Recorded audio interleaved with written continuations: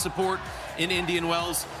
Look at this. I mean, this was in Australia. Court 6 literally had a line.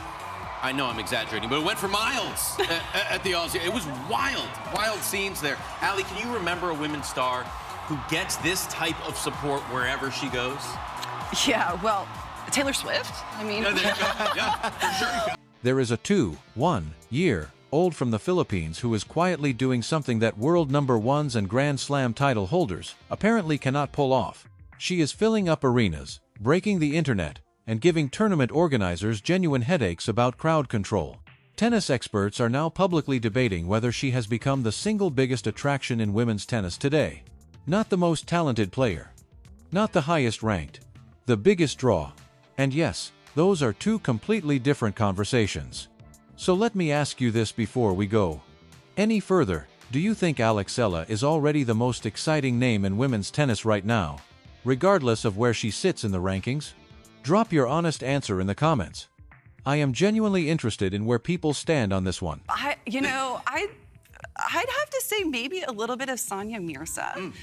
Back in her heyday, obviously the Indian fans took to her and they followed her all around the globe, obviously not to this extent. And I think the ceiling that Eala has is obviously that much higher. And I'm gonna bring in a little boxing here because my dad wanted me to be a boxer, but I chose tennis. But Manny Pacquiao. Good call. Manny Pacquiao, we saw him when he, was at the top of his game.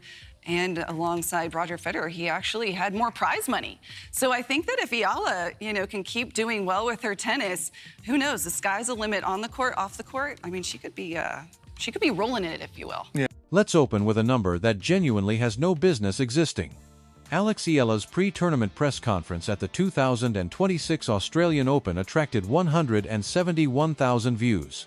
Novak Djokovic's drew around 80,000. Aryna Sabalenka's pulled in 9,000.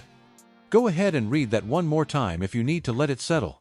The reigning world number one in women's tennis, a multi-Grand Slam champion who dismantles opponents so completely that watching her sometimes feels unfair, brought in 9,000 views for her press conference. Eala pulled nearly 20 times that figure. And not a single person in the tennis world is pretending that is anything close to a normal statistic. She's got a smile that lights up a room, too, And I remember last year when she beat Iga Swiatek, and she kind of did it with a lot of grace and humility, And it was really, for me, it was terrific to see her take that match and watch her play after that and watch her try to continue to progress, because I like her game. Obviously, she wants to get better than where she is now, than 32 in the world, but she's got a lot of good hand-eye coordination and ability to take the ball early and redirect. But the fan stuff is always fun for me, because whenever you see players from smaller countries, the fans are so passionate when they get up to the top. It's interesting, Ali mentioned Sania Mirza. She has nearly 13 million followers on Instagram. That's 5 million more than Carlos Alcaraz, and nearly as many as Alcaraz and Sabalenka combined. So that's how big Sania Mirza was, and will be. But Eala going to be seeded for the first time at a 1,000. To find out who she will play in the second round, check out. This is what expert conversations about Eala actually sound like in 2026. Not careful, not measured, not the usual polished tennis media language where everyone gets called a great competitor with a promising future ahead of them. That chapter is finished. The discussion has moved somewhere far more direct. Former ATP players Sam Querrey and Steve Johnson recently sat down together and asked out loud what many people inside the sport have been quietly thinking for months. Is Eala the biggest draw in women's tennis right now? Johnson's answer was not maybe. It was not she's heading in that direction. It was a flat yes. No conditions attached. That answer is worth sitting with for a moment, because biggest draw is a very specific phrase with a very specific meaning. It has nothing to do with who plays the best tennis. It has nothing to do with rankings or prize money totals or how many Grand Slams someone has on their shelf. Biggest draw means who puts people in seats, who crashes streaming servers at 3 in the morning, who makes venue directors panic about crowd management before a single ball has been struck. And on that exact question, in 2026, the argument against Eala is genuinely hard to construct. Let's go back to Australia, because that is where this particular wave of expert attention started gaining serious speed. The scenes surrounding Eala's matches at the Australian Open were described by journalists and broadcasters on the ground as simply wild. Lines that stretched in directions nobody expected. Crowds that had no rational explanation, if you were only looking at seedings and rankings. A player sitting outside the top 30 at the time was generating the kind of pre-match energy that Grand Slam organizers typically reserve for top seeds deep into the second week of a tournament. The Filipino fan presence was enormous. It was loud, and it was coordinated in a way that felt less like a traditional tennis crowd and more like the organized noise you associate with a concert or a boxing card. For those who follow tennis closely, passionate national followings are not completely new territory. But the scale of what is happening around Eala is something that even experienced analysts are struggling to place inside existing comparisons. When one broadcaster was asked to name a women's star who generates this kind of traveling, globe-crossing, stadium-filling support wherever she competes, the name that came up was Sania Mirza. And that is actually a serious comparison, not a throwaway one.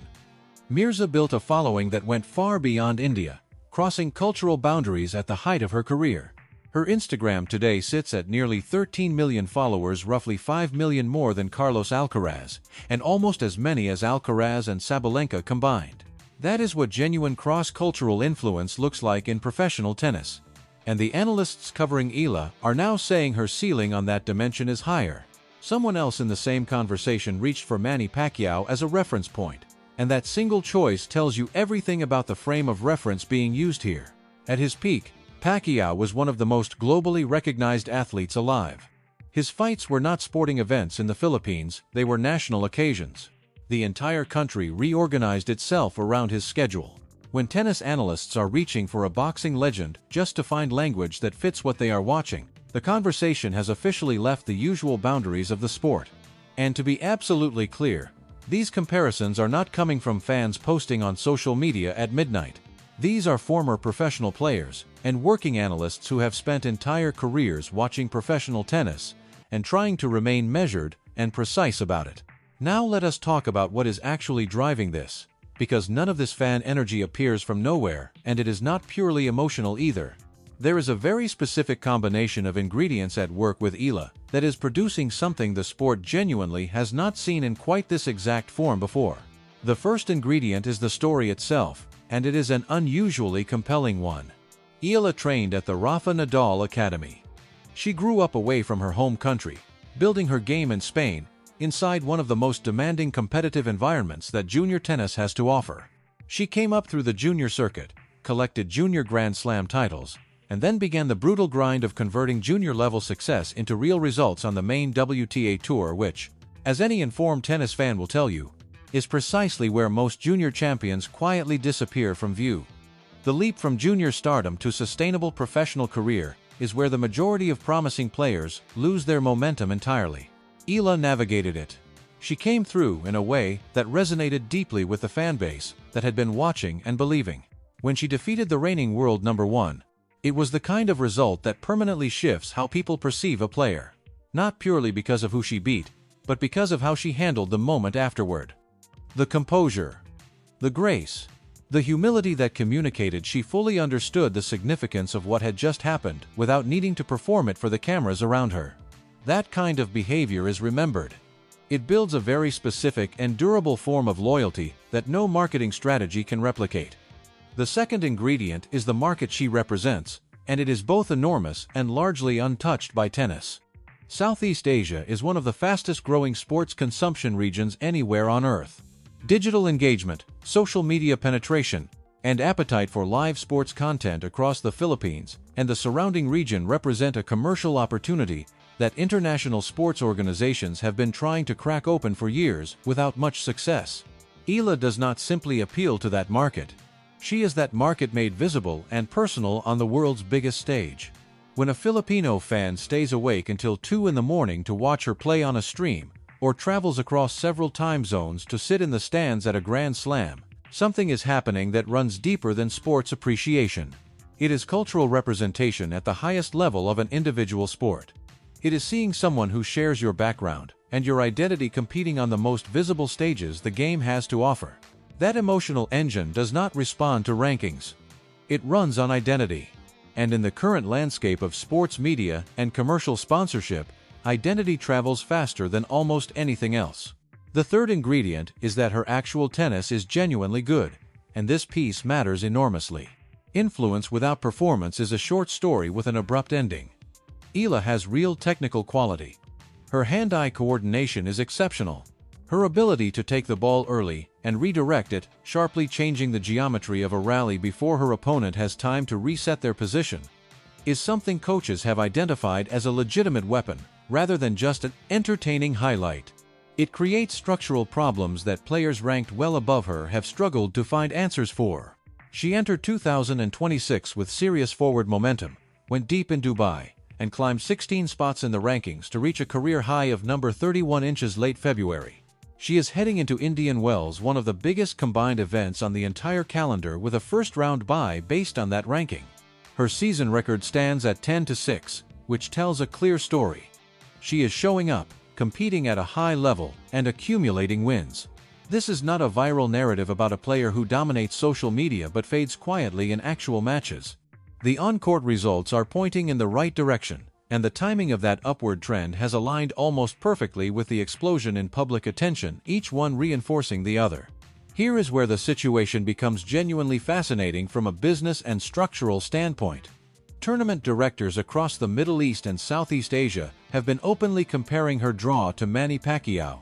Novak Djokovic, someone who has watched every transformation this sport has undergone over the past 2 decades, and is not easily moved by anything, described the surge around her as a good problem for tennis.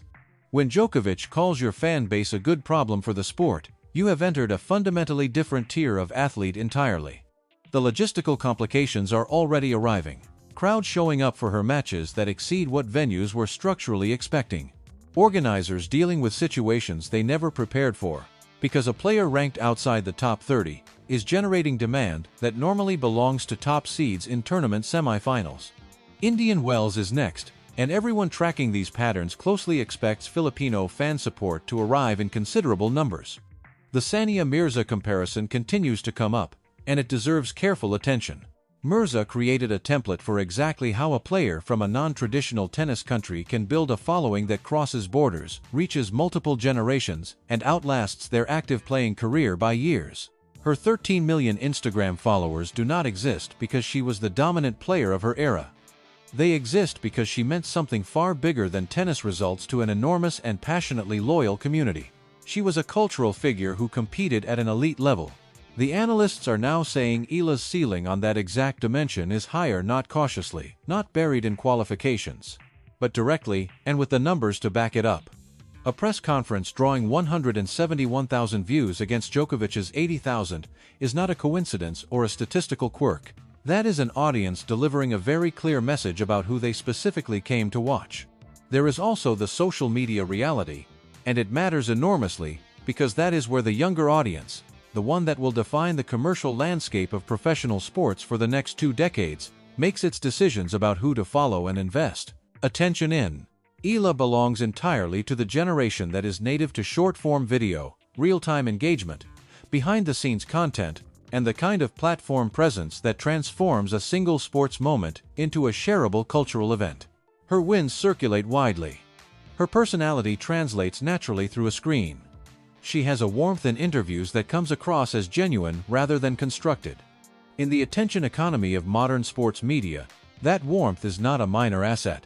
It is the specific difference between a moment that goes viral and content that disappears into the scroll. Coco Gauff built the clearest recent template for what a young women's player with real mainstream crossover appeal can look like: the commercial doors that open, the cultural visibility that follows, the ability to reach audiences who never watched tennis before. Multiple analysts tracking this in real time are now saying Eala is already pulling comparable levels of attention in specific markets and outperforming Gauff in raw engagement metrics within Southeast Asia. The ranking gap between them is real and acknowledged. Gauff is a Grand Slam champion and a top 10 player, but the viewership momentum building around Eala is not behaving like that of a player ranked 31st in the SOM world. It is behaving like something considerably larger. And the tennis establishment is increasingly recognizing that the traditional logic of rankings directly equaling cultural influence is not holding cleanly in her case. What does all of this mean for where Eala goes from here? The trajectory is genuinely exciting, and the people watching it professionally know it. She is 21 years old. Her ranking is climbing at precisely the moment her cultural profile is accelerating. The physical and technical development of a professional tennis player at 21 still has substantial room to grow.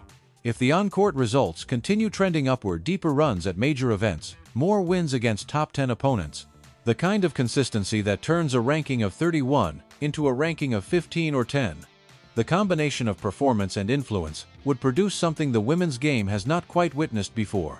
Not simply a great player who happens to have an international following. An athlete who functions as a genuine movement, supported by one of the most passionate sporting nations on the planet, competing at the highest level of an individual sport with global broadcast reach available to every time zone. The ceiling, as the experts keep repeating, is very high. And right now, in early 2026, the floor is already impressive enough to make tournament directors reorganize their crowd, infrastructure, and former Grand Slam champions reach for boxing analogies, just to find language that fits what they are watching. That is not a situation anyone in professional tennis was anticipating 2 years ago. And it is very much the situation they are all looking at today. Eala is no longer just a tennis story. She is a viewership story, a cultural story, and, apparently, a crowd management problem, which happens to be the best kind of problem anyone in this sport can have. If you want more in-depth breakdowns on the players actually moving the needle in professional tennis right now, hit like and subscribe. There is a great deal more coming.